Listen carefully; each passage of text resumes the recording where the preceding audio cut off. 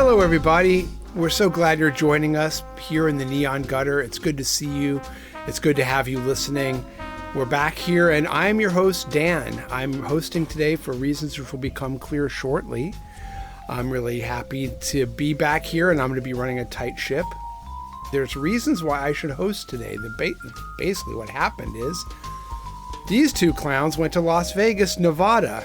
I was the fool because I thought when they said, let's meet in Las Vegas, guys, I thought you were talking about Las Vegas, New Mexico. I went to Las Vegas, New Mexico, looked for you guys, had a great time, but I didn't get to see my buddies. So I'm hoping you'll tell me about what happened while I was enjoying some really fine Mexican food in Las Vegas, New Mexico. Incidentally, listeners, if you ever want to go to a nice little town, Las Vegas, New Mexico, not so much neon, but they definitely have gutters. And they have some excellent New Mexican food there. They do. I would recommend really Charlie's Spick and Span for breakfast and the Rialto for dinner. But thank you very much for joining us here about our podcast. I'm sure you went to both of those on your trip to New Mexico, right, Dan? I did. I went to both of those places. But nobody else was there. But I'm here with my two compatriots, Matt, who's telling us about both Las Vegases. Hello, I am here under duress. I did not in favor of the host this week, and the reasons for me not being in favor of the host this week have something to do with a child and a mythical creature from the land of Honolulu. Just call me Jackie Paper. And I'm here, of course, with our usual host, our excellent one and only Bert Cohen. Hey, Bert. Yeah, and again, I'm in the uncomfortable position of not hosting. I feel as uncomfortable as a lone audience member at a Adam London show at the Ahern. and you can't see it, but part of the discomfort might also be because Bert is doing this whole episode in a Speedo. Yeah. I'm certainly uncomfortable. We had a little heat wave in Chicago. What can I tell you? It's good that you're dressed down for it. And here's a little magic trick just for you, Bert, since you were the only one in the audience. Do you see this quarter?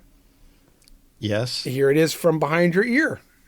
Whoa. Wow. Over Zoom. Pretty impressive, wow. I think. That is impressive. One. So I know I'm very excited to hear about your last trip. I know our listeners want to know about the $10 you made on a free play, the $3 you found at a match play, the $2 you saved on a cheaper slice of pizza somewhere. So on all those tiny small potatoes that make the Neon Gutter. We can tell you about all of that. Fantastic. That's what we're here for. So I'm curious, this time you did not have a budget. You weren't forcing yourself to stay in one particular property for 24 hours. So was there a purpose? Was there something to this beyond just going to Las Vegas? Well, we had a couple of purposes. We never go just to goof around. Of course not. Of course not. One of them was that I had a concept for a way of assessing how much each casino is actually gouging people and which casinos are not gouging people. And we'll talk about that later. Another was there are now, as of March 2026, 13 casinos offering $5 craps, 5 of which have 10 times odds. And we wanted to examine that subculture and immerse ourselves in it. In fact, even touching elements of that subculture. As in the dice. Yeah, well, and some of the people. Bert had some grand ideas of how to entertain ourselves. Cool. He can tell you about that. All worked out fabulously. Yeah. But and normally this time of year we go because our alma mater's basketball conference has their tournament, and perennially we win the conference, and perennially we choke in the tournament, so we don't get a March Madness bid. And this year was a big surprise in that we won our conference. Yay. And Go Antlers. As Bert and I were flying into town, we lost the championship and did not get to go to the NCAA once again. Wow. It seems like that's something the Anteaters are quite good at. They are very good at choking at the end of the year, yes. That's why I scheduled my flight to come in after the game. Is it? Oh, okay. Yeah, Matt and I flew in both after the game, but I've seen a number of Anteater games over the years. It's generally just one game a year, and it's always a loss.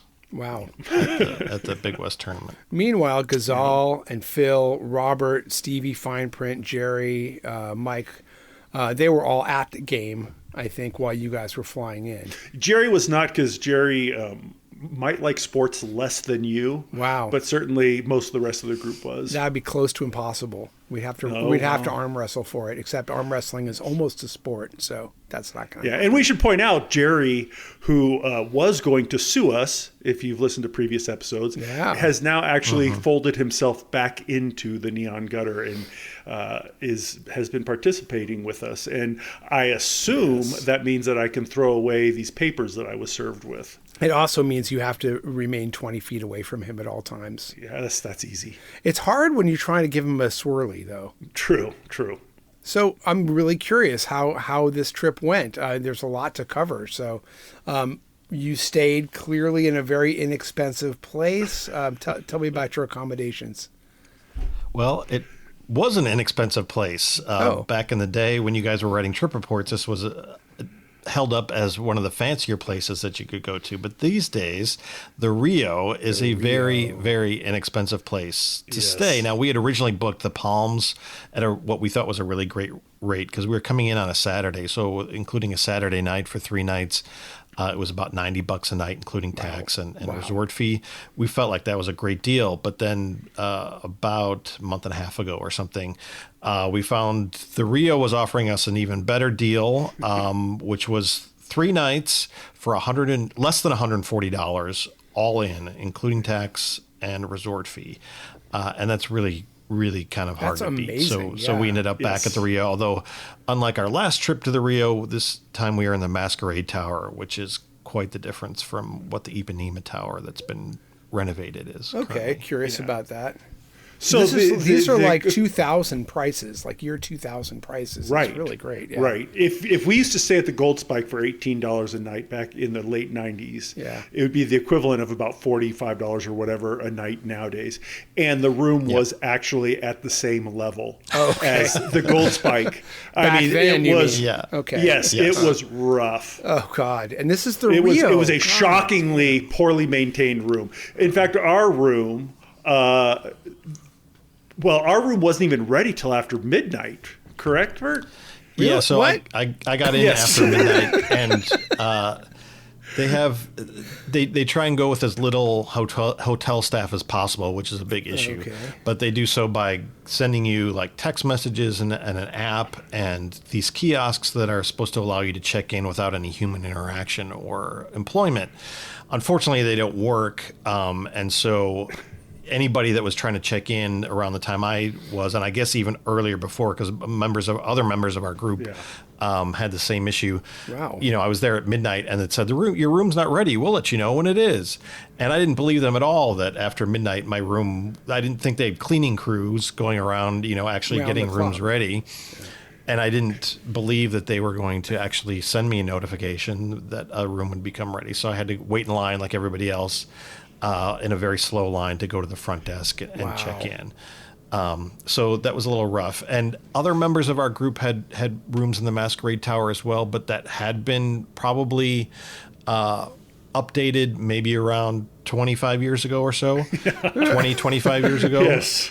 But our room was literally an original room, probably from when they opened it. It was the decor as I remember it, and it even still had the famous portholes that allowed you to look from the shower into the bedroom and vice versa. Yes. Oh, wow. Very romantic that have been for the two covered of us. up in those have been covered up in many of the other rooms, but those are still open and available, which made me think that maybe we got a room that normally they don't put people in. There was another thing that happened that made me think that as well. But as Matt said, it was really rough, and it was really like sort of a time capsule because the room had not been touched in terms of a renovation in over 30 years. Sounds like you got what you paid for. Yes. We got exactly what we paid for. I would say it was terrible. However, for that price, I would do it again. In a heartbeat. Also true. Yes. Right on. It sounds fun. Yeah. So sign us up. We had a love seat, and the upholstery was torn on the love seat. The carpet was bad. Our whole floor outside the room smelled like mildew. In fact, pretty much every floor kind of smells like mildew. So they've got some sort of water issue in the Masquerade Tower. Wow. There were giant holes in the carpeting. Yeah. The door was hard to close. Like it was, Jeez. if unless you leaned on the, the door was leaning warped. on it, it would not lock. And close Yeah, behind you. Bert goes, we're leaving, and he says, just check to make sure it's locked. He's like, okay, so I just pull on the handle. I go, yeah, it's locked. And he goes, no, let me check. And he pushes it, it just pops right open on him. It's like, it took quite a bit of strength to actually lock that door. Whoa. Wow. But the reason the room was not ready till after midnight, perhaps, was because, as we found out, they had tried to repair the toilet and failed. And so our toilet did not work. Like it didn't flush? Right, and one of the sinks was backed up also. But our toilet did not flush, and one of our friends came into town just for the night, so he said, you can crash in our room, we should have a sofa. We didn't, we had a love seat, and this 6-foot-tall man scrunched himself up on the love seat for the night. But he went to bed before us, because we didn't hit the sack till like 5 a.m. And he's texting us going, the toilet doesn't work. And we're like, well, call the front desk. They sent up maintenance. They actually replaced the entire toilet eventually. So I'm guessing that was about 3 a.m. Yeah. Oh my God! While he's trying to sleep. Yes. And the sink? They must have just plunged that. I don't know, because we have 2 sinks, so I didn't use that one. But the one sink I did use, one of the handles was screwed on so tight that you had to turn not only the handle, you had to turn the entire fixture to get water to flow out. So the Rio is really not doing too well, but they're still booking these rooms. It's really interesting because I guess so.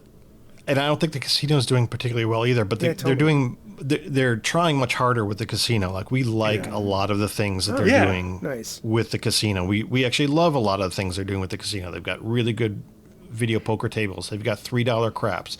They've got drink specials of $3 shots and beer at the bar. They had the fastest drink service we encountered all week. Holy cow. Because last time we were there, or it's not long ago, it was pretty dead in there, like dead. There was an empty stage. It's still not bustling, but it seems to be picking up at least on the casino floor. And that $3 craps table is just packed, but we'll talk about that later. Yeah, I want to get to that. But the hotel itself is really having some issues, especially that Masquerade Tower. I mean, and for me, the bigger problem is that check-in thing, that you can't have people coming to the hotel at midnight and expect them to wait in line an hour to get to their room. Or even worse, send them an electronic message that says, we'll get back to you when the room's ready, without any expectation that'll ever happen. And no compensation, no apology. Wow. No accommodation. We're like, when the toilet didn't work, it's like, can we change rooms? No, the hotel's completely booked. There are no other rooms we can give you. Wow. That's a little crazy. And no apologies, no compensation, nothing like that, which you would expect from even a kind of crummy, at least like a comped breakfast or something. You think. Anything good about the room? Yeah, the one thing I'll say that in the hotel's defense is that we didn't see any scorpions. No. We had been hearing reports recently of hotels in Las Vegas having trouble with their guests being bitten by scorpions. Wait, or stung by scorpions. Or just not at the Rio. No. Venetian and Silver Sevens. It's been happening. They've bitten toes. They've bitten scrotums. No. So we were all on high alert all weekend. I kept my hand over my groin the entire weekend. Yeah. Go ahead and bite my heel. We have a lot of photos of that. Leave the scrotum alone. Yeah. So no scorpions. Good. So no scorpions in the Rio, which is a big plus in their column. Well, you heard it here. I will also say this about the Rio. They seem to be finding a niche slowly and uneasily, but they're finding a niche providing quality food at a tier lower than you're going to pay on the Strip. So they're coming up with some interesting restaurants. Like they have a place called High Steaks, which is at the top of the tower, which is by a chef in Las Vegas that we really respect, because he is the chef for Esther's, and it's his steakhouse, and it's moderately priced as opposed to $200 steaks on the Strip. And their other choices, they're really going for that next tier down pricing wise. And there's a big gap there. I welcome that. And a couple other restaurants have some really good deals for like a meal with a beverage and an alcoholic beverage, a margarita or a beer for like $10 or something. And it's nothing fancy, but if you're looking for a quick, cheap lunch, I think it's excellent. For $10, it's the best $10 meal you're going to get in Vegas. Unfortunately, Guy Fieri's closed, and I think Jerry and I might have been the last customers there. Wow. Yeah, I think we were the last customers. Wow. So just like we closed the Poker Palace, you guys closed Guy Fieri's place. Yeah. They were not friendly with us, but they did serve us shrimp tacos, rice beans, and a Jose Cuervo margarita for $10, and it was worth every penny of that at least. The shrimp tacos were actually pretty decent. All right. But yeah, that one's gone. But there are some other excellent $10 deals in the restaurants there. So what we got for the Rio is cheap eats, we got cheap stays, and no scorpions. No scorpions. I would say it is. It's right on the Neon Gutter right now. Right on the Neon Gutter. Excellent. Yeah. Well, all this talk about food and Guy Fieri, and of course, and a steak is getting me hungry. I'm curious what you guys ate.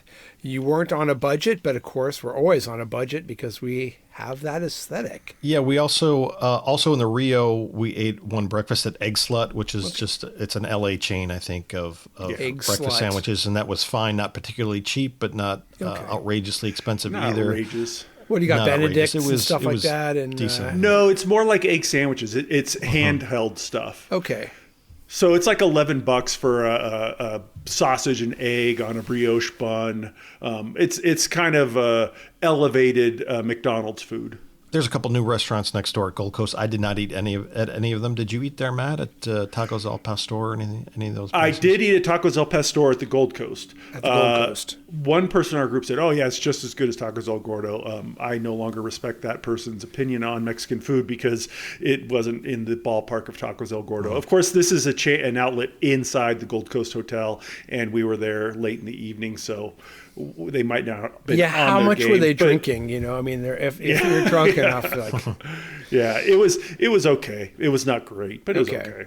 That was over at the Gold Coast. There's like a steak and shake over there and a bunch of stuff like that. No longer at TGI Fridays, which is fine with me. Yeah.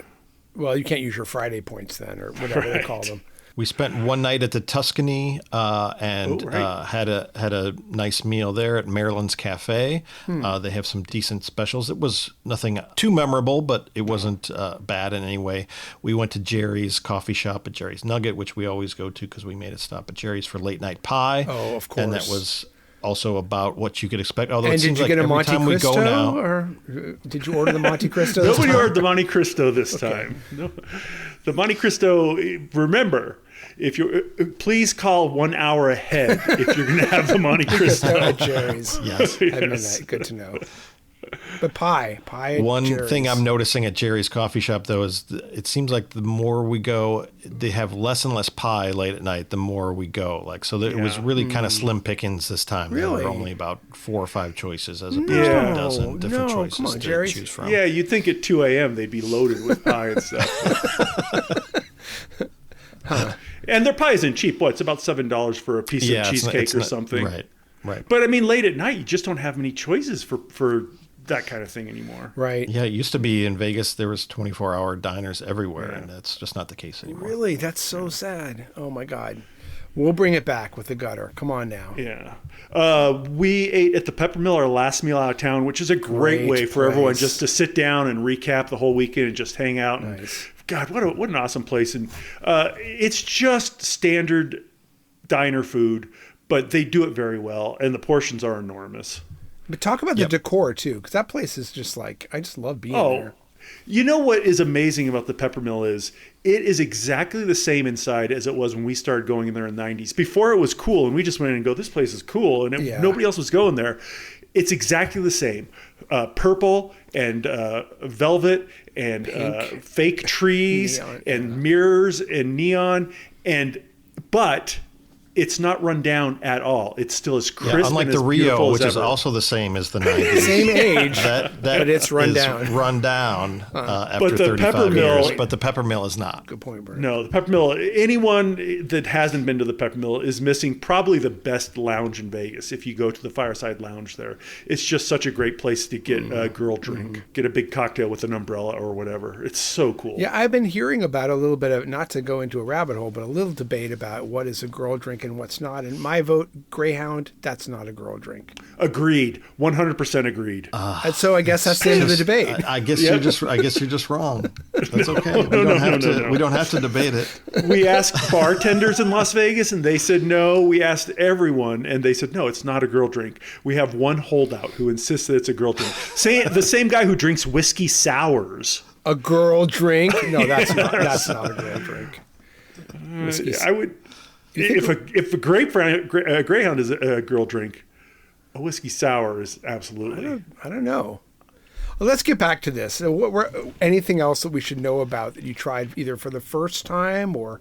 Yeah, we were staying at the Rio. We were in close proximity to Chinatown, and I feel like we haven't explored as much of Chinatown in terms of dining options. At least I haven't, as we could, only because there's so many dining options, and so I think anybody in Las Vegas Can you should say just a little bit about where that. that is geographically? What streets are we talking about? We're off the strip for Chinatown. Yeah, Spring Mountain, and so it's in terms of where the Rio is, it's just a little bit northwest, slightly northwest by about a mile, but it's a very large area these days because it keeps expanding, and there's just hundreds of restaurants in that area now. And it's really tough to park on the weekends. It's a little easier when we went during the week.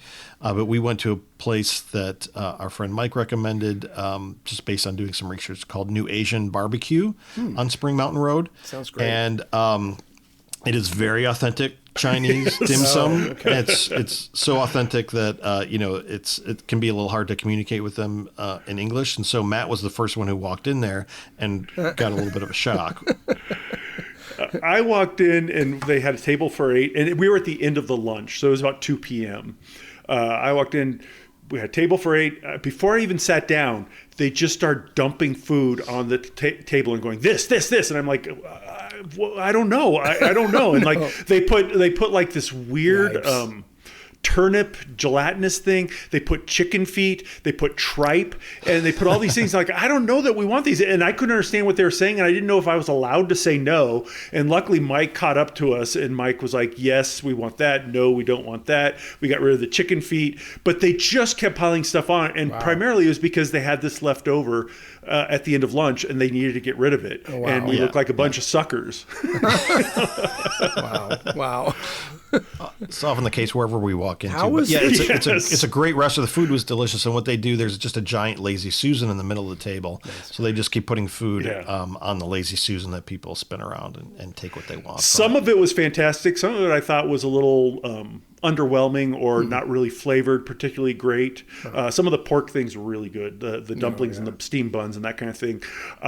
It was inexpensive. We got 50% more food than we could have ever hoped to eat. Wow. And it still, with tip and everything, it was like $33 a person. I mean, you wouldn't believe the amount of food they put on. And then we had just a ton of food. And then they brought out what looked like a seafood fantasia and set it in the middle of the table. It was just huge bowl of vegetables and seafood and noodles. And it was just like, holy cow. And I don't even remember if any of us ordered that. But wow. It was just so much food. And I tried almost everything. I did not eat the tripe. I think only Jerry ate the tripe. And they slipped that one in on us. I think he probably didn't know what it was. Yeah, because Jerry's not a tripe kind of guy. He's not an adventurous eater, I don't think of him. He probably was like, he's a TGI Fridays guy. He's a TGI Fridays kind of guy, yeah. So if he liked it. He used to be more adventurous. Hey, Jerry, he likes it. He used to be more adventurous till we abandoned him in Vegas. That's true. Well, that's right. That's right. It sounds like you guys got a huge meal for very little money, and that's rare for dim sum.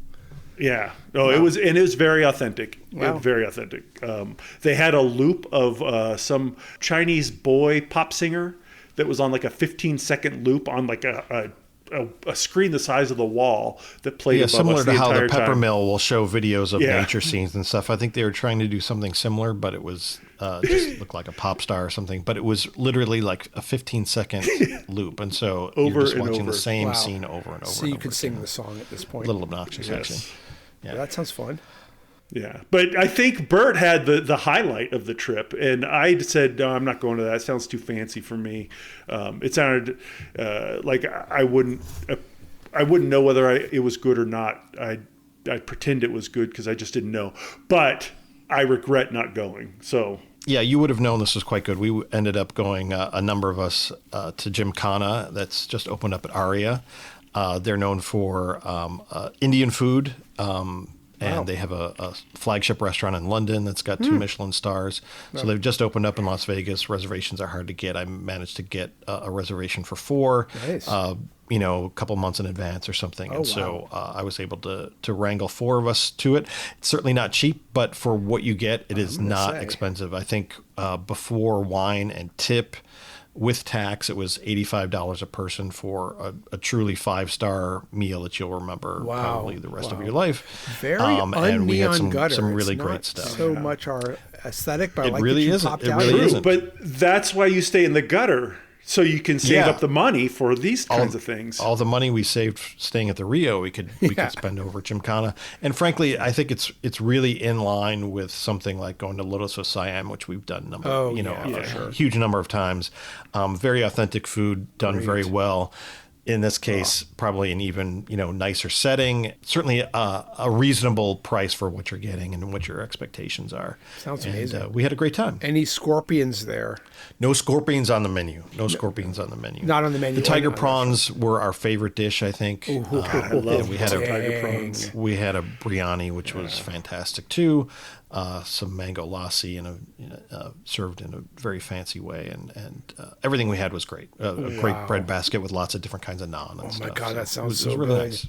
One other meal that was notable, and going back to the Rio, they replaced Hash House A Go-Go with their own internal restaurant called Kitchen Table, which is very generic. However, they had a $10 special that I had kind of for brunch, which was a chicken sandwich, fries, and they let me swap out the beer for coffee since it was morning still. It was actually very good. Chicken breast with avocado, tomato, onions on Texas toast, Parmesan truffle fries, and a coffee for $10 was a ridiculously good deal. They also have coffee set up, was $10. No, the coffee was in addition. So I would guess they were probably valuing the coffee correctly at about $1.50 to $2. All right, good. I was going to say I would pay that. Good I question, would personally Dan. pay that. Good question. I would. Yes, I know you would. They also have set up in there a small buffet, and I think that has something to do with Hyatt because they're part of Hyatt now, and I think it has something to do with some of their premier members or something. They have a little buffet in there that Robert had. It was like $22. So if you want to do a buffet with fruit and waffles and eggs and bacon and that kind of stuff, that's available to you as well. And I think there are maybe 20 people in the entire restaurant. Very quiet. Well, God, this is making me really hungry. I think I saw an old popsicle in the bottom of my freezer, so I think I'm going to go grab that. It's not too icy, as long as it stayed sealed. So, which color? I think it's red. I don't know what red that means. It's not orphan orange? No, it's just some generic red. It's going to be great. I'm going to have that. We'll come back and talk about some. I want to hear what you guys did for entertainment on the Neon Gutter aesthetic. I'm curious. I heard some rumors about some things that happened or failed to happen. So listeners, hang out and hear what these guys did for fun in Las Vegas, Nevada, not New Mexico. Bye-bye. All right. Don't go away. It's not a bye-bye. It's a don't go away. Don't you leave.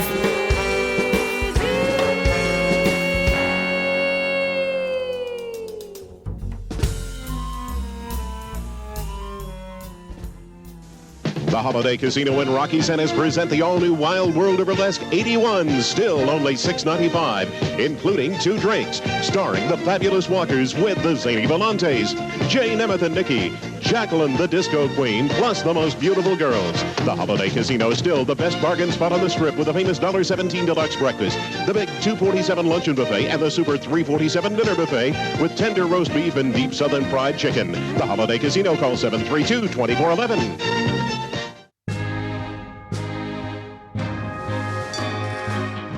Hey everybody, it's me, Lucky Ned. How you doing? Hey, listen, about that money you loaned me, I'm gonna need a little more time to get that back to you.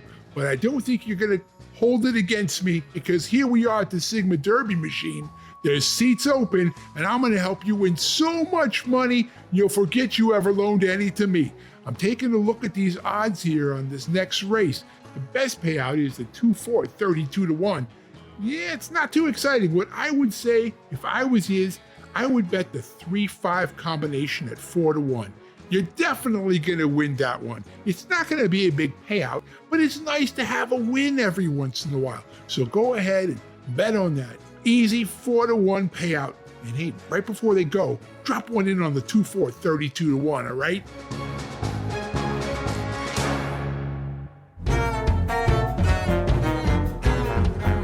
Well, I can't say that was a good popsicle, but I'm glad to be back here in the Neon Gutter with my buddies Bert and Matt, and really happy to be hearing about this trip. I really regret missing it. I think it would have been really fun. We're happy to tell you about it, but we did miss you quite a bit, Dan. This is what I'm thinking next year. Let's have the collegiate basketball teams play in May, because May Madness works just as well as March Madness. If you guys could arrange that, then I'll be there at the March trip. Would that be all right? Okay, let's do May Madness. Everybody listening, May Madness next year. So yeah, I'm curious about the entertainment. I'm curious that I know the city is changing now that the Neon Gutter has done such a good job reminding everybody in the world what gambling, what Vegas should be. So tell me how things are at the gambling front as you do that for entertainment. Where'd you go? What it cost? And what's your status? My status was, I'm about even. About even. Okay, good. About even. We gambled a lot. We really wanted to try out. We wanted to try out these $5 tables that are popping up all over town. That is exciting. Yeah. According to, and if you look at the Gamble Cheap page on our site, there are 13 casinos currently in March 2026 that have $5 tables. The Rio has a $3 table, 3 a.m. to 3 p.m., which we played at 3 a.m. and we went back and played again at about 10 a.m. with the exact same crew. Oh my gosh. They were still going. Which was pretty funny. Yeah. We went and took a nap, came back, played some more. They were still there. Wow. Good professional crew, phenomenal cocktail service. For the first time in my life, I tipped a cocktail waitress to slow down. Because I was playing next to one member of our team, our crew, who was not slowing down. And the more cocktails he got, the faster he wanted more. And I was staying next to him. So I had two concerns. One was, it was like 11 in the morning. He needed to pace about 11 in the morning. And to give you a hint, this person was drinking girl cocktails. He was drinking SoCos, wasn't he? Oh, no, he was drinking Greyhounds. He was drinking Greyhounds. Thank you. Yes. A very manly cocktail, so credit to him for that. The other part, my other concern was I was standing right next to him, and he was telling me every 1 to 2 minutes, "Oh, I'm really drunk. Oh, I'm really feeling it now." And he had a ukulele with him, so there was the risk that he would start playing that. Yeah, so I actually tipped the cocktail waitress $5. Said, "Can you slow it down?" Because he was hammered, and the cocktail waitress went past him one time, and he saw her as she was like halfway across the casino. He starts yelling across the casino, "Hey, hey!" You skipped to me. Yes. Wow. Yeah. And so, also, he was a member of the group that went to Gymkhana, and so he was getting lit up pretty well before a 5-star meal, just a few hours we had a reservation for later on. So did the But he was fine at Gymkhana. Did she slow down? Yeah, she came back and gave him another drink. And I gave her a dirty look, and she looked at me. She said, okay. I'm like, okay. And it's just like, come on. Because honestly, in an hour, he probably got 5 or 6 Greyhounds. And they were not weak Greyhounds. Wow, that's some drink service. You never see that. And a $3 table, too. The other thing, and the crew was very professional at that table. A lot of fun. They were fun. Which you don't usually find at the cheapest table. Did they know what a potato dog was? They were game with it. They figured it out eventually. Mm-hmm. And the table was packed, always packed. 3 a.m., 3 p.m. Wow. The table just, it's like, wow, you know what, casinos? You're complaining about dead floor. It turns out that if you lower the minimums, people actually show up. Let's say that again. Lower the minimums. And at Palm, so they have a $5 table now with 10 times odds, which is pretty darn good. This is a $5 table. Yes, $5 table. And then, but as we went in, they don't have just the $5 table. They had 4 craps tables at that place, all full on a Sunday night. And all $5 tables. They were 10. No, they weren't all $5 tables. I think 2 were 5, right? Or just the one? I think just one. I think just the one.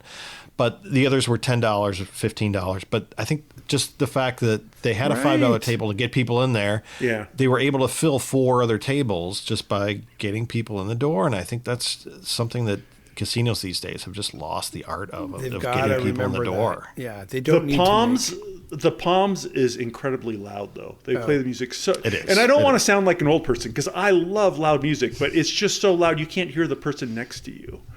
It's the magic dragon. Sometimes you can't hear the blunt that's right next to your ear. Yes, so we're like trying to figure out, okay, where we're going to fit into this table. There were some openings, and a gentleman comes in, and he just walks up, takes one of the spots that's there. Totally fine, totally fair. But I notice, and I point to Bert, he's got a blunt, an enormous blunt, almost the size of a cigar. Yeah, it was like a cigar-sized blunt. Planted on his ear, and it's still smoking. Whoa. And I'm like, holy cow. And like, we're like, this guy's so cool. And it stunk. It smelled like weed. So it was a burning blunt. Leaking reefer behind his ear. And I'm like, this guy's so cool. He can just walk into a casino and play at the table while his blunt is still smoking. I was just waiting for him to pluck it off his ear and take a drag. Yeah, take a drag.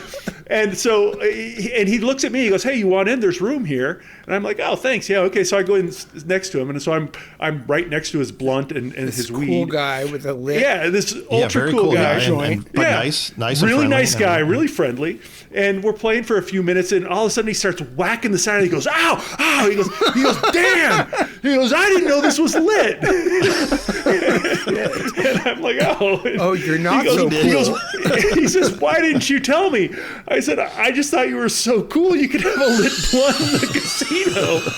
He goes, "What? No, what the hell?" He goes, "I thought I put this out outside. I didn't know it was still lit." And I'm like, "Well," I said, I just thought you were cool. I said, "Had your hat caught on fire, I would have let you know." He goes, "That would have been too damn late." Oh my God. That's such a funny thing. I just thought you were cool. I did. That's true. He was clearly cooler exactly than what us. We thought. We had no idea that he didn't know it was lit. I just thought the guy was the ultimate baller. And so then he takes the blunt and he's like trying to put it out, and he couldn't put it out in the ashtray. He kept pushing it down. It just kept smoking. Oh my God, that's hilarious. Oh my God. That's why. He's all, "They would have kicked my ass out of here." It's like, oh. Oh God. That's brilliant. But that was about the best thing for me, that was about the best thing about the Palms craps table. Their tables are enormous. I mean, they must be 16-person tables, just enormous. Oh, nice. And then the room was it just felt very crowded, and it almost to the point of, I don't know, there's something about the vibe there that was very different than the Rio. Huh. I kind of like the table games pit. I feel like there's a nice space to it, but once you get in the rest of the casino, it's really packed with slots. It's hard to move around a little bit. It's a narrow casino, and it's hard to even see from one side to the other. Just that's true. It's long and narrow. It's so packed. It's so packed with slots. But I like Palms. I've always liked Palms. I'm sure if we had ended up staying there, we would have enjoyed it. We also played at Gold Coast, some craps there. They have $5 at 3, 4, 5 odds. Yeah. Great. They have the bounciest tables we've ever played at. The dice were just going off like a trampoline. 60 to 70% of the throws went off the table. It didn't matter who was throwing. Right. That really slows the game down. It does. Yeah. It really totally. There was at one point when I was throwing that I was down to 1 die.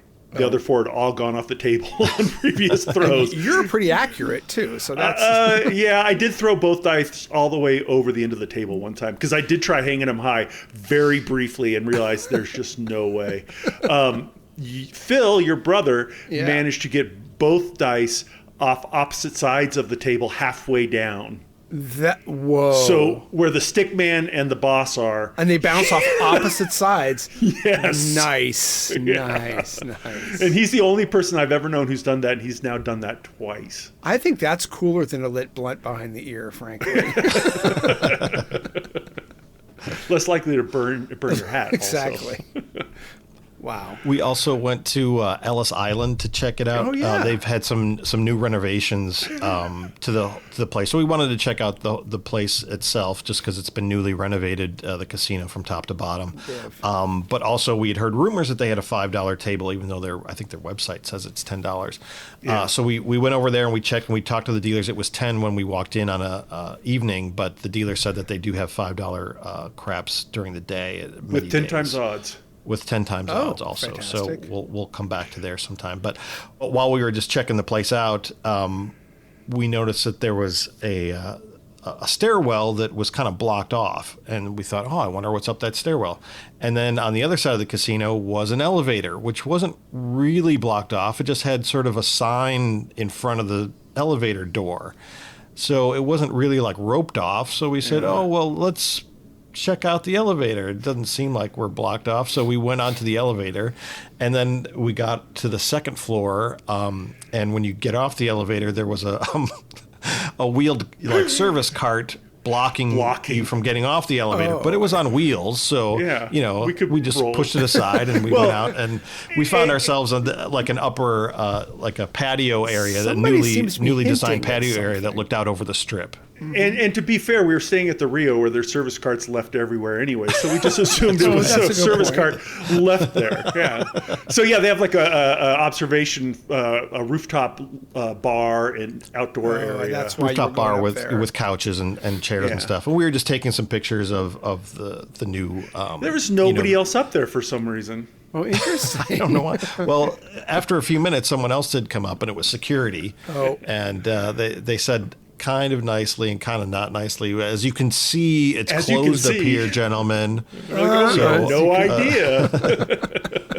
So then they ushered us away from the elevator and down the stairwell, which had been previously closed. So we did get to go on the stairwell. So it was kind of even a bonus. I took some pictures. I took some pictures from the top of the stairwell that leads you, so you can see the whole casino beneath you. Cool. And when I got down to the bottom of the stairs, another security person said, "Hey, do me a favor, don't take any pictures while we're throwing you out of the upstairs bar that you weren't supposed to be in." Oh, wow. Okay, that's not. Okay. So they didn't exactly throw us out of the casino, but they didn't exactly not throw you out, throw us out of the casino. So we left shortly thereafter. It sounds like they threw you out.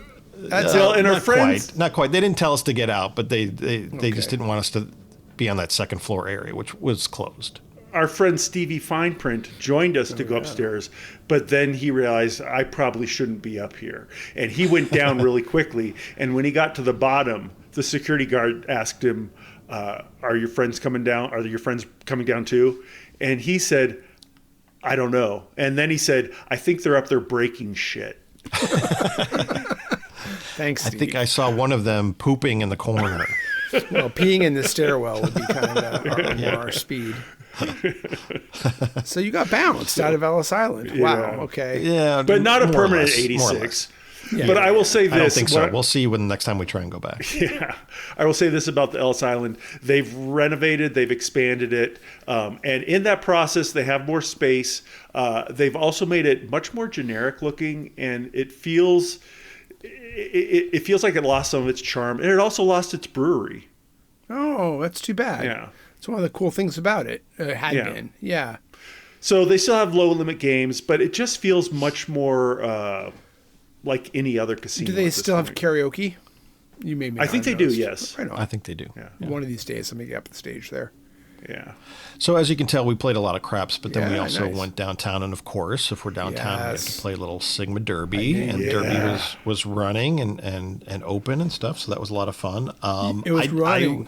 I was helping people record our interstitial races, Great. so I actually didn't play even a single quarter, Really? just because it was full. It was very busy, Pretty packed. Okay. But everybody kind of chimed in, so hopefully you've already heard one of the races, or we'll hear one of the races coming up. So when we got there, and this is the way it typically is, especially during the day, the table's somewhat busy. There's a few people playing, but it's kind of quiet.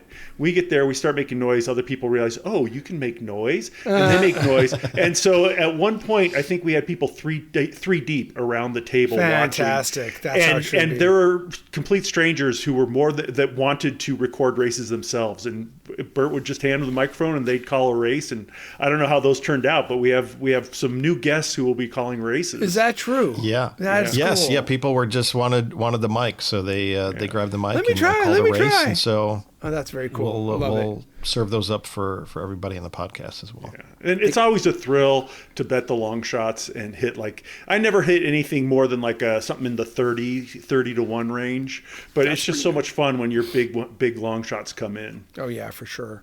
So I didn't play any Sigma Derby on this trip, but the last time we played together, I was using a betting method of the 2-to-1s and the 200-to-1s. That's what I was betting on, and Matt likes to mix it up a little bit more. But then our friend Steve had an interesting way to bet, which was just the favorites, right, Matt? Just the 2-to-1 or 3-to-1. Yeah, I would not say it's an interesting strategy. Stevie bets the 2-to-1s and the 3-to-1s, and so I kind of tried to, I asked him if he would be on the show and talk about that. Why do you do that? And he said, he's actually a prominent member of his community now, and can't be seen with the neon gutter. So I will fill in for him. I'll try to capture his thoughts exactly in a fair and impartial manner. Try to do a really good impression too. Yeah. Hi, I'm Stevie Fine Print, and I'm afraid of almost everything, and I don't want to win a big jackpot. I'm afraid of winning, so I just bet the really small ones, and maybe if I bet 1 quarter, I can get 2 back sometimes, and if I bet 1 quarter, once I got 3 quarters back, and really my idea of a vacation in Las Vegas is if every casino was just a bank, and I could go up and down and compare interest rates and see who had the best savings rates, and that would be super exciting because would I get 2.35% or 2.37%, and that's as much excitement as I can handle. Okay. I thought you said Steve couldn't come on the podcast. That was me. That was me. That was you? Wow. Yes, but I know I tried to capture it as best I could. You really did. You captured his essence for sure. Yeah. And unfortunately, because of his position in his community, he can't come on and dispute that. Well, correct. Sounds like he's a safety bettor. Yes. I wouldn't even call it betting. However, he did show I don't know what time of day this was or how many greyhounds he had in him, but he bet a parlay of table tennis and cricket. And he also bet on darts. I didn't even know you could bet on international these things. dart competitions. Yes. Wait, table tennis, crickets, and darts? Yeah, and didn't just bet on those; he parlayed them. He parlayed them. And won? Wow. He won at least one of those. Yeah, at least the darts he won. He bet the underdog. It's like a 2-to-1 underdog in that. You guys, I think I might be into sports. That sounds pretty dang fun. Yeah, apparently Mike got no sleep that night because at 4 a.m. the events were happening in England, and Stevie was lying in his bed with his phone going, "Come on, hit the 20, hit the 20." Hit the wicket thing. I don't even know what you call it. Well, I will say that even less risk than betting the 2-to-1 at Sigma Derby is betting with free play, which we like to do, which is actually no risk. And so Golden Gate has a new thing, Dan. I don't know if you're familiar with it, but they have something called The Night Starts Here. Every night at 6 o'clock. They open things up for an hour. They give everybody an envelope with some free play in it from $5 up to $1,000. Wow. Of course, most people get $5 or $10. Yeah. And then also free cocktails, open bar. No cost whatsoever. Fantastic. For an hour. Neon Gutter. The machines that you can use the free play on are pretty limited. Maybe about 20-25% of the machines in the place will actually accept the free play, but it's free play. It costs you nothing. So, you guys. But Matt, what are some tips you might have for people if they haven't been there before about going to try and take advantage of the night? My first tip is don't do it. I'm not sure that it's worth it. It's really, it's the worst of the worst of Fremont Street in there, and it's packed, and it's incredibly loud again. It's a very artificial party vibe, and it's just a lot of freeloaders, and I like when we're the only freeloaders. I don't like being in a room full of freeloaders. True. So it's marginal whether it's worth it. However, I did it 2 nights. Somebody wanted to do it the Sunday night while they were at Gymkhana, so I did it, and then everyone wanted to do it Monday night. I won $120 off of my $5 the first night. Yes, you did. Nice. So good. if you are Free doing play. it, absolutely look for Do that. Rakin' Bacon Sahara, which, as anyone can imagine, is about pigs being dressed up like Egyptian pharaohs and doing things on slot reels. Oh yeah, that's a good theme. Yeah. So I did that took the first Matt's night. advice. Yeah, the second night I took Yeah, Matt's so advice and Bert ran raced to that machine. machine. He actually shoved me so he could get to boat. Yeah, and an old woman in a walker. I also Yes. shoved her out of the way because she looked like she might try Sometimes and get you to do that what machine. you gotta do. And I also won money on that machine Yeah. with my $5 free play. I walked away with 4 cents. So Okay. not too bad. Making bacon. Not too shabby.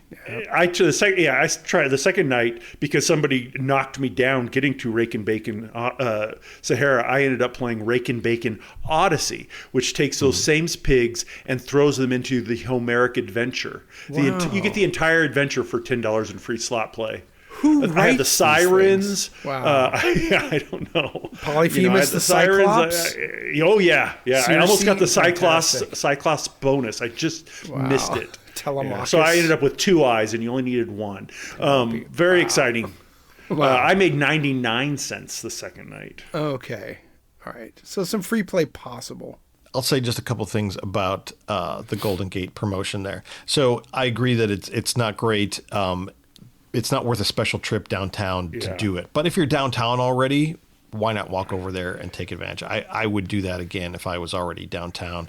Yes, it's loud, but it's not really much louder than Fremont Street outside, Which is considering loud. how loud all that stuff is. loud. And it's fairly obnoxious. But if you do want to go a little bit early to sign up, there's a line for people. You have to go in and get a wristband ahead of time. So you probably want to go at least a half an hour in advance to try and get in line, get yourself registered, get your free play thing, and be ready when they open things up at 6 o'clock. Sounds cool. Do tip your bartenders, Yes. please. The cocktails are completely free, but you should tip, and they're They're give working you 2 their asses off. Whatever. Yeah, they're working really hard for that hour plus, and I'm glad you guys they'll said give you that. 2. You order a drink, and they'll give you 2 of each time that you go up. I actually that's cool. went up twice, and so I got 4 cocktails in the span of an hour. And the second one's because I tipped well, and the second ones were really strong. Oh, wow. Stronger than I needed them to be. But I'm glad you guys made that distinction too. We're Neon Gutter is about being cheap, but it's not about cheaping out people who are working hard. For sure, absolutely, 100%. Screw the casinos, don't screw the employees. Exactly right. Yeah, 100%. And one other tip is there are 3 lines for drinks if you're looking to get drinks, especially when it opens up at 6 o'clock. The line to the furthest south, furthest away from the entrance, the one that's closest to like the hotel check-in, that end of the bar is going to have the shortest line, and you'll have an easier time getting a drink there. That's a good tip. It was also interesting, like I did it 2 days, and the second day they said, "Did you come last night?" And I'm like, "Yeah." Because I thought you could Did come they as really? often as you wanted. Yeah, but they Oh, yeah. They asked. let me do it 2 nights in a row, but they were keeping track of me. Okay, yeah. I said I never left. Nice. I've been here the whole time. Do it again. So I know that gambling is a big thing, but of course, eventually the craps. It sounds like you guys did pretty good on the gambling too this trip, or at least about even.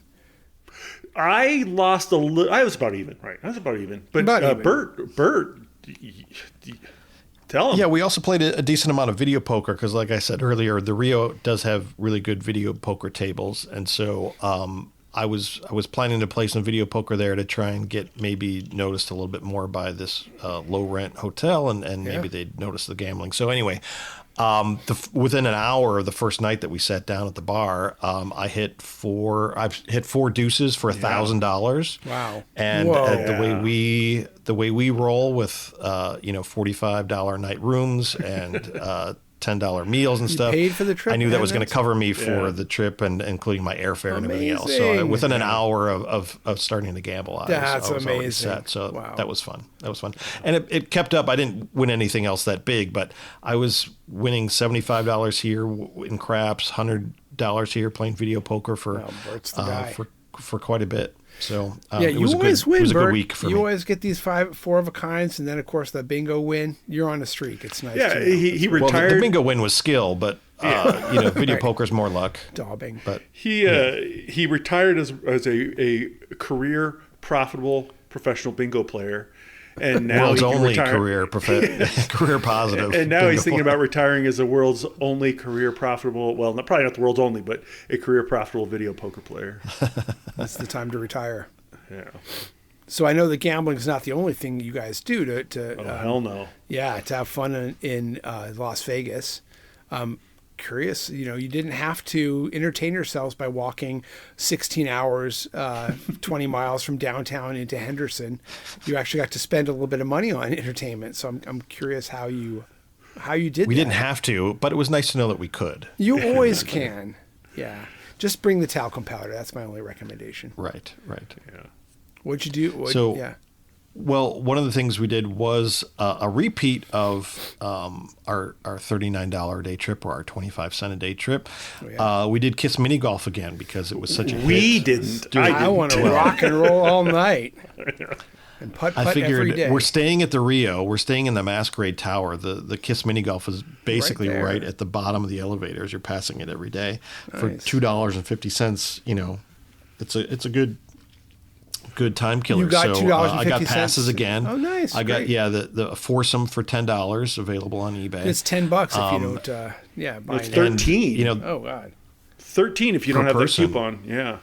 per person, as Yeah. opposed to $250. So, but it was no different from the time that we went last summer. Fun. But we had another foursome playing golf, and Excellent. again I lost some of the skins. I think I lost 50 cents to Jeff, who was the big winner with the big skins that he won. But it was fun. Yeah. It's a good way to kill an hour. In that particular price. instance, while they were playing, I was working. But we'll talk about that in a few minutes.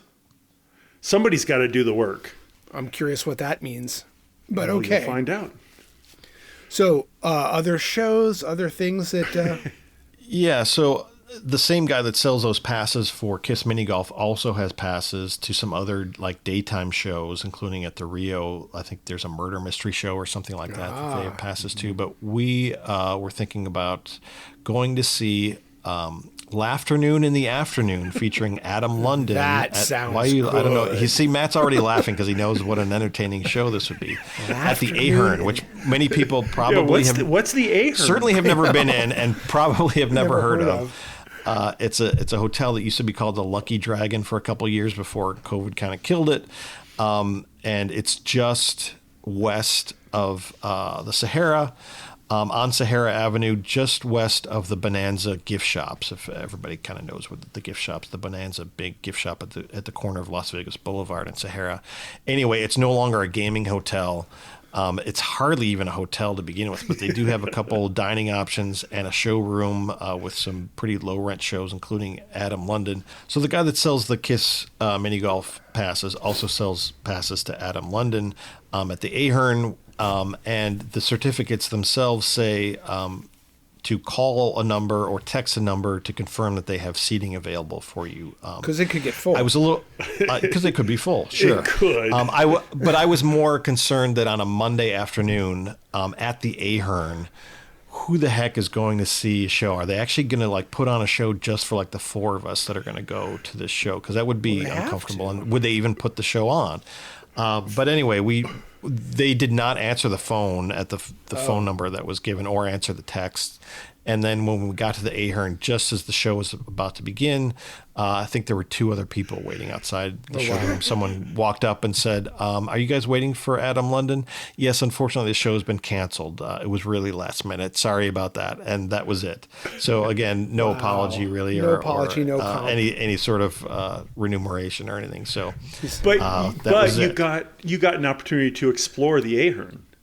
We yeah, did, interesting. and what an exploration there is, because it's a cavernous, empty place with a couple of operating restaurants, although it seemed as though the only people eating at the restaurants were other employees of the Interesting. hotel. Like Ahern So is really we didn't see many nowhere employees, place but with- we saw more employees than customers. There may have been one or And two the whole customers in the center, place. it's a, you say it's hardly a hotel. It's a large, it's not strip size, but it's a few hundred Yes. rooms.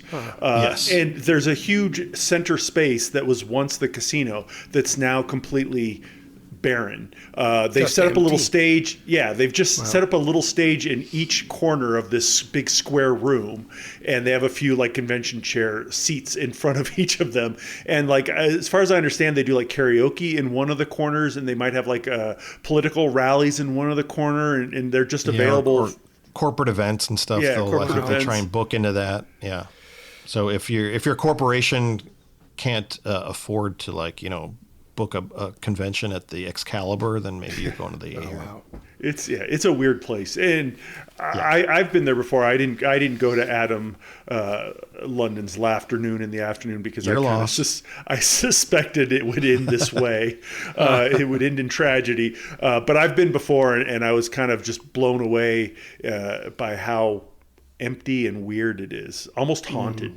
Interesting. I mean, it's clean, and it's there's a lot of marble. It looks like at one point it was done very nicely, and it's not worn down because there's nobody to wear it down. It's just it's a fairly dead. new hotel too, and one other positive is we didn't see a single scorpion. So Oh, good. No more scorpions. I think that's another bonus. I heard from Stack that some of you, not all of you, got to see the battle bots. yes. That's our friend, pretty That's damn true. cool. Our friend Ben joined us briefly. He's the one who slept on our love seat, or tried to sleep on our love seat, and watched maintenance change the toilet. He had a friend who was a producer. I'm not sure what the role was with BattleBots, and so a few of them actually got to go watch the BattleBot show behind the Horseshoe. They have a facility, Very cool. and so they got to see the BattleBots. I've only seen clips, and it looks pretty damn fun. And Yeah. Rob or Stack said it was pretty good. But for me, the highlight entertainment-wise was Monday evening at the Tuscany. Puff the Magic Dragon. Oh yeah. Yeah. No, it was not Puff the Magic Dragon. Oh, okay. All right. It was Tuscany. the Patty Powers show in Patty the Piazza Powers. Lounge at the Yes, that's Tuscany. everyone's highlight. Oh my God, so much fun. And again, we were the youngest people there by 25 years. Oh wow. Yeah. It's getting harder to say that, but it's We could interesting. make fun of anyone in that room because we could outrun every single one of them. So Patty Powers is a stage act or a lounge act.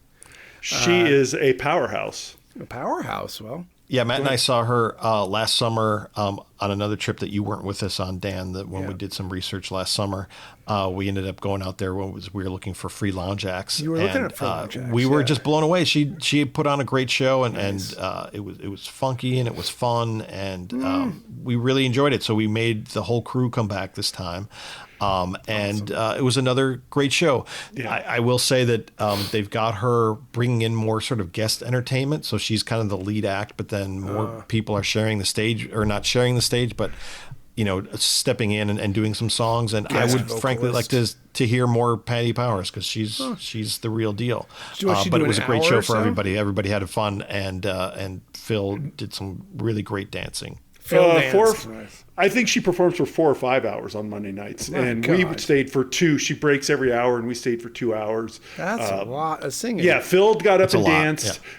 Bert got up and danced, so I will be revealing that video for those who dare to watch him sing along with Sheryl Crow and Patty Powers. Well, okay, first, like I say, we're younger than everyone else by 25 years. However, they are dancing. The dance floor is packed. They don't move particularly fast, but they are dancing. And Right on. it's something to aspire to. Yeah, that's That, great. It's really pretty awesome. It's really a lot of fun. Another thing, we've been twice, and both times the people that are regulars there have stopped and asked us, "What are you doing here?" Or Really? "Where are you guys from?" Yeah, because everyone knows everyone there except for us. It's a Yes, scene. they're all they're all friendly, it regulars. seems like. Yeah, Bert and I tried one of the Tuscany's signature drinks, which is Las Vegas's largest martini. We assumed it was going to be affordable. It's a 12-ounce martini. I have no idea whether it's good or not. It might be the second martini I've had in my life. It's 12 ounces, so a martini the lot size of of a can martini. of beer. Yeah. They ended up being $26 each. I don't know that they were worth that, but I know that they were effective, because halfway through the Patty Power show, I was certainly feeling it. That's impressive. Now, I made a Puff the Magic Dragon reference, Dan. You should Yes. probably explain what that's all about. Yes, please. What? Well, so I rode in Jerry's car. I didn't get a car. I took the bus and hopped a ride when I could. So I rode in Jerry's car quite a bit. And every time I was in his car, he was playing Puff the Magic Dragon. Good for him. And I didn't think anything of it because that just seemed like Jerry. Like, okay, Jerry's really in. He wanted to stop at Panera every 2 hours because he had a drink card or something that got him a free drink every 2 hours. So his car was full of giant Panera cups full of flat soda. Wow, and Puff the Magic Dragon. Puff the Magic Dragon. I thought, that's just Jerry. And It's he just just Jerry. kept playing it. You left him in Vegas, and he found Right. ways to survive. These were strategies. Yeah. Well, I didn't think anything of it till I caught a ride with Stevie Fineprint at some point, and Puff the Magic Dragon comes on the stereo in his car. It's a popular song. Well, I actually tore the lovable headrest out of song. one of his seats when I heard that because I hate Puff the Magic Dragon and about 100% of Peter, Paul, and Mary, 90% of all music. But hearing it in two cars, I knew something was up and someone was trying to pull a fast one on me. Who would be so inconsiderate and cruel as to torment me like that? Who would mastermind something like that? I'm still wondering. I Who don't could that know. be? Could have been Patty Powers. I don't think it was Patty. Maybe. Might have been. Anyone I'm glad- want to fess up probably here? never know. I'm glad Anyone? to know. Never know. I'm glad to know the guys. And then Phil tried playing Puff the Magic Dragon on his ukulele Fantastic. inside the crowded Peppermill Good restaurant. job, Phil. Yeah, so The guys really took it. They ran with it. I'm very proud. I'm very proud. proud of what? Proud of what, Daniel? just really great. Let's move on. Either the next time you come to, either you're never coming to Vegas again, or you have hell waiting for you. Dear, I like Puff the Magic Dragon. It's not that bad a song. Well, good. You can listen to it. Yes, I heard it many glad times. I heard many wow, people that's singing awesome. along with it, and Jerry ruminating about it. And I offered a $25 budget if people wanted to pay other people nearby to play it on their phones, but apparently nobody took advantage of that. But yeah, so and I also mentioned to Bert, I said, Jerry, all he does is listen to Puff the Magic Dragon, and I find out that message got relayed directly to Jerry and the rest of the group that I had noticed. yes, all I did. this puffery. Exactly. I noticed. To be fair, though, I don't think I was the only prankster. I was. Maybe you weren't the only victim either, because we have a friend who is very much into aviation, just as something he's interested in. And I understand that there might have been a little bit of a joke played on him by you, Matt. It's true. It's true. It was actually quite hilarious. Last year, Robert is known for using the bathroom quite regularly. And so last year we made a placard to put in his hotel room that said that there was a new flush surcharge That's for every right. time he used the toilet. And we made it look like a real Rio thing. And he fell for it. And he In a apparently- placard, in like a plexiglass little placard. Well, this thing, time, so- not last time. But anyway, Okay. last year he actually took the toilet apart looking to see if there was actually a device in there that could track his usage. Nice. This year I made a full 8x11 ad for a new burlesque called Take Off, Las Vegas's sexiest aviation burlesque, featuring women dressed as airplanes. Yep. Although they had feathers on them, they were wearing feathers too for some reason. And we'll share that on the website. And Bert and I, we thought this is so obvious he's going to know it's a joke right away. So I did get a plexiglass placard to put it in his room, and I put a Penn and Teller ad on the backside of it. So it looks real. Yeah, so it really looked real. Yeah. And so And Penn and Teller was facing out. To Yeah, begin when they with, got so there, Penn and you Teller had was to turn facing it out. around to even see the takeoff, so it was So not obvious. I had to get into his room before he got into his room right. to place it. So I had to lie about what time I got into Vegas. And I actually booked his room so I could get a key for it. That's so brilliant. Wow. I got to Vegas, got to the hotel, said I wouldn't be there till 10. They were still on their way back from the basketball game. Got the key, got up to the room. My room was ready at 1 p.m. Bert's room wasn't ready till after 1 midnight. a.m. I got up there, put that in there, And then they were just about back to the hotel. So and Mike, for some reason, he had just gotten into town and he was just hanging out by check-in. So I had to check in and get the keys without him seeing me. And luckily I did.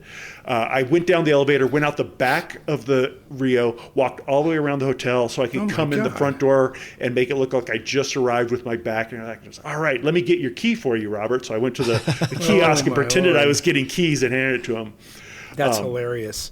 Yeah. A little while later, we went up to the room to meet up, and there was Takeoff prominently in the middle of the room. So they'd already seen it, and nobody was saying anything about it. And I thought, well, they knew it was me, and they're not humoring me. They're just ignoring me, which is the ultimate insult. Honestly, it's like that's the best way to get back at me. But they didn't. They thought it was real. In fact, Robert went on a rant about how they were talking about the wrong jets on the ad, because I said you get to meet. There's a meet and greet with Miss 777-9 and Countess A380, and he's all, neither of those are attractive airplanes. They're just big and fat. And so he went on this rant about which are the attractive airplanes he would actually like to see in an aviation burlesque. Wow. And my understanding is, because I talked to him today, and he basically said, I think it's mostly a matter of that you ignore hotel placards. So it kind of was in the periphery. And then when he started to look at it, he was like, oh, that's interesting. But then once you all started talking about it, he was playing along to play along, because like it's pretty obvious. When you start looking at the graphics, there's a jet with breasts on it. With breasts. There's a little helicopter with big red helicopter, lips and a skirt, which you described as a hilf. A hilf. A helicopter I'd like to. Yeah, exactly. It's a hilf. So yeah, it went over pretty well. I even tested Phil on it. Give a great whirly bird. They do have a show at the Rio called The Empire Strips Back, which is ostensibly a Star Wars parody burlesque. And I said to Phil, that's got to be the dumbest idea for a burlesque ever. Because I was kind of testing me. He goes, no, actually. He says, there's this one called Take Off. Right. He started explaining to me. I said, that sounds ridiculous. I love that Jerry asked Fine Print, he's like, The Empire Strips Back, is that canon? Is that part of the Star Wars canon? And Stevie Fine Print, being a big Star Wars fan, thought about it for a while and said, no. Okay, fair enough. God, wow, what a good time. There were also, we talk a lot about, there's a real hysteria around these scorpions. And then Jerry found several scorpions in his car. Oh, really? It's true. And he was kind enough to give me a ride, and I was climbing into the car, and on the passenger seat, there were scorpions, and I freaked out. I leapt out of the car, and Robert tried to console me, but then Jerry did not seem scared at all. He was very brave about it, and it turned out that the scorpions were not alive. Oh. No. So they were plastic. That was a good thing. They were not my idea, though. I do not take credit for those. I think another member of this crew should take credit for those. Dan however, doesn't seem to want to take credit for anything. There's only one person left. Bert, did you buy some plastic scorpions to throw around in people's cars? That's awesome. Bravo to you, sir. I did, but they didn't arrive in time. Matt already had some handy. I did. Just throw in a bag. My wife... her profession is dealing with insects, and so she had scorpions. Oh, fantastic. And invertebrates. Yes. Jerry is still finding scorpions in his car still. So. Oh, good. We had a generous number of them. Yes, we did. Wasn't my idea, though. Well, guys, we're going to take another break and maybe just listen to a little Peter, Paul, and Mary while we're away. Let's do that. Okay. That let's not. Perfect. All right. Or else something else. And when we come back, there's a really important part of this, the purpose we haven't gotten back to, which is let's talk about the casinos gouging and who is actually maybe not gouging. Because that's, one of the things we look at here in the Neon Gutter. Where can we get away with paying less? So stick with us. This is an important thing coming back. Get a notebook. Puff the magic dragon lived by the sea and frolicked in the autumn mist in a land called Honolulu. And now it's time for the Neon Gutters Sigma Derby Race of the Week. Ladies and gentlemen, welcome you all to the second floor of the D, where we're racing these plastic horses. It's truly the sport of plastic kings.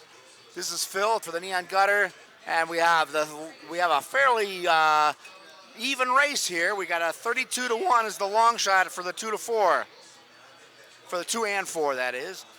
A beautiful day for the races here, and they're off. And 3 looks like it's not. 3 seems to be struggling, although it is making a good showing here. 1 and 3, and 2 is not far behind. It's 1, 2, and 3 in the head. 4, 5 are behind. 4 and 5 are behind. 2 is coming out in front. 1 is slowed down a little bit. Now 3 is coming up in the front. 3 is coming up. 4 and 5 are catching up here. Oh, 3's way out in front. 3's way out in front, and it looks like a 5. 3, 5. Wow, 5 makes a surprise move toward the end. Wow, no one saw that coming. I did. Hey, great results on that last race. Big winners all around. In fact, I won so big, you don't have to pay me back that money I loaned you. Let's call it even. All right, square, square.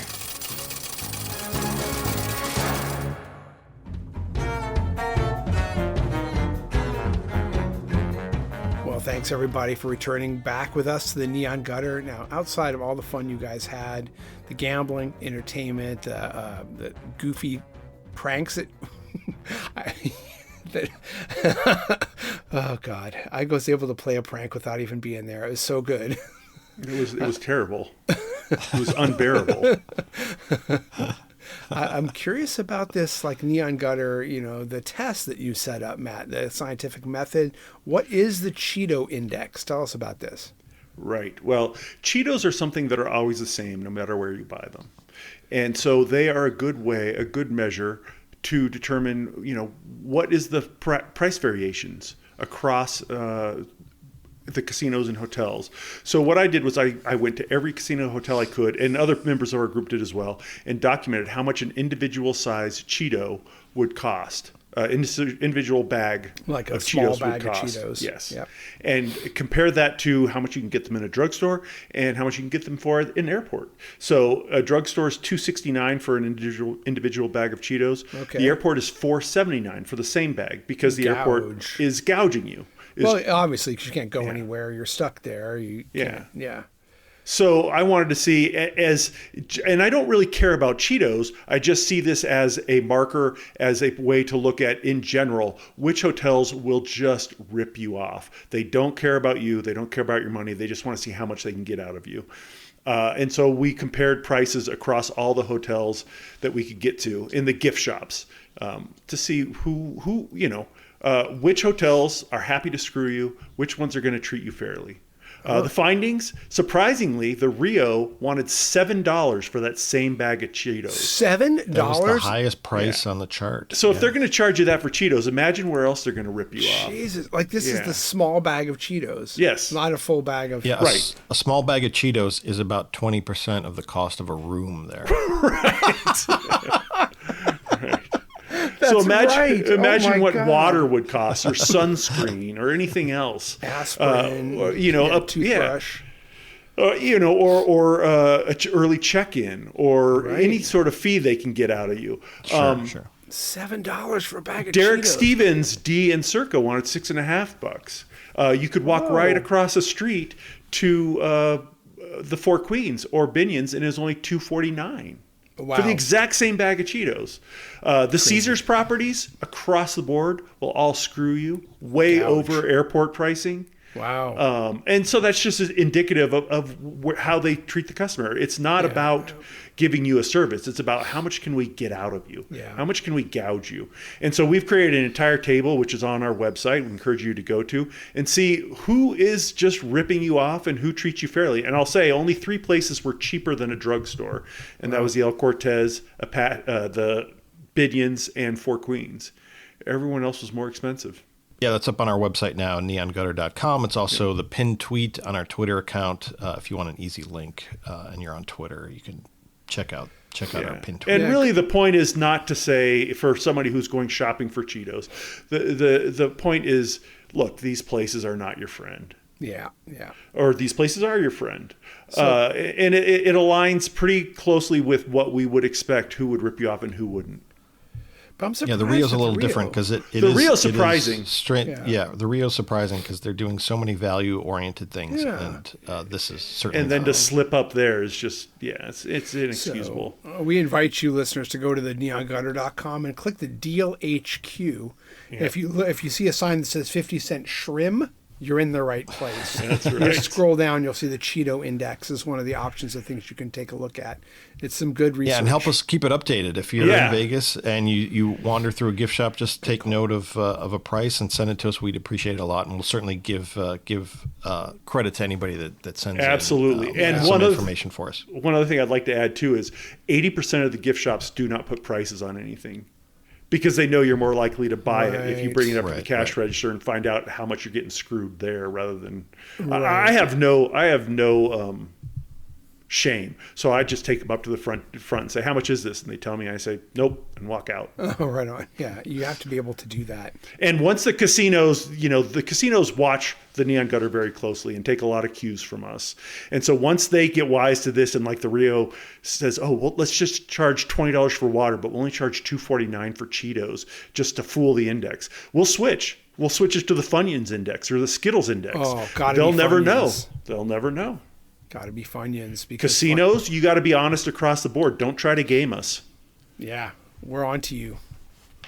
And you know the power that we have to influence public opinion. We're influencers. I'm sorry, Matt. I know you don't like the term, but we are now influencers. Agreed.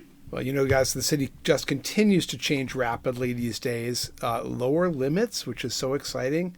New food and drink promotions, closing of poker rooms and bingo rooms, and of course additional autonomous vehicle transportation options opening up on the Strip. I'm curious what you guys might have as final thoughts for where the city is going, what might happen next. I hope those robo-taxis do not have Puff the Magic Dragon in them. I'm happy to take them if they do. Yeah, Zooks has a little playlist. I wonder if Puff the Magic Dragon is on the... Yeah. I think the city's going in the right direction. I think the holdout at this point is Caesars, and they don't know what the hell they're doing other than screwing you. But I think the city in general is going in the right direction. You're seeing lower limits on the Strip. You're seeing more 3-2 blackjack. You're seeing the third zero on the roulette wheels disappear. Finally. You're seeing food prices coming down. That's good. Yeah. The town will always be available to the whales, but they're finally making it accessible to the rest of us again. The whales, yeah. Yeah, whether it depends on your perspective of whether the town's going in the right direction. I think they're slow to respond, but clearly business is down, and so they can explain it away from a variety of reasons. But I think the people that are saying they feel like they're being cheated or gouged too much, it's consistent, and they are starting to really offer enough deals to make things feel like more of a value again. So that's a good thing. That's a good thing. It plays right into what we love about Las Vegas, and that's right. And against what we've sort of been bitter at over the last number of years. Yeah. And it indicates the power that the Neon Gutter has and the influence that we're enforcing on these big casinos. They're like, holy shit, the Neon Gutter just talked bad about us. Let's take a look at what we're coming for you, Caesars. We're coming for you, Caesars. And please stop, hotels, please stop offering us comps. That's not going to get us to change our minds. Yeah. But at the end of the day, no shade to anybody that comes out and blows a wad in Las Vegas. I think that's a great way to spend time and money in Las Vegas. We have enough time and enough hours and days and weeks and months and traveling to Las Vegas that we find it's more fun to do things in a sort of some kind of a challenge. And our challenge is always to do things kind of as inexpensively as possible. That's right. Because that's more fun. We find that to be more fun. Maximum fun, minimum spend. Exactly. And obviously you get better stories that way. If you go to some really nice that's place, also the case. You're not going to see a guy with a burning blunt behind his ear. Come on. No, that doesn't happen at the $50 table. It doesn't. Yeah, Fontainebleau is not going to replace your toilet in the middle of the night. Let me tell you. Well, the Rio barely would, but the Rio barely did, but they did it. Well, thanks everybody for listening and following us on social media and going to our website. We are going to continue to bring you all the influence we can from deep down here in the stinky, slimy neon gutter. Join us next time. The cash won't last. Neon Gutter is a Big Empire production. Randy Shandis is our executive producer. Our incredible theme music is courtesy of my friends Roz and Coven. Hey, if you have anything to say, why don't you call us at 775-400-2941. I mean it, 775-400-2941. We're waiting for your call, 775-400-2941. Hey, for more episodes, vintage photographs, all the photographs we talked about tonight, videos of Bert dancing, just go to Neon... No, okay, I'm getting a head shake on that one. Just visit us at neongutter.com for all the good stuff. All right, take care.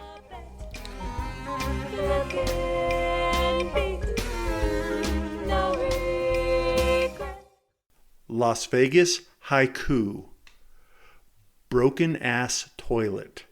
Scorpions, dragons, and dice. You're in the gutter.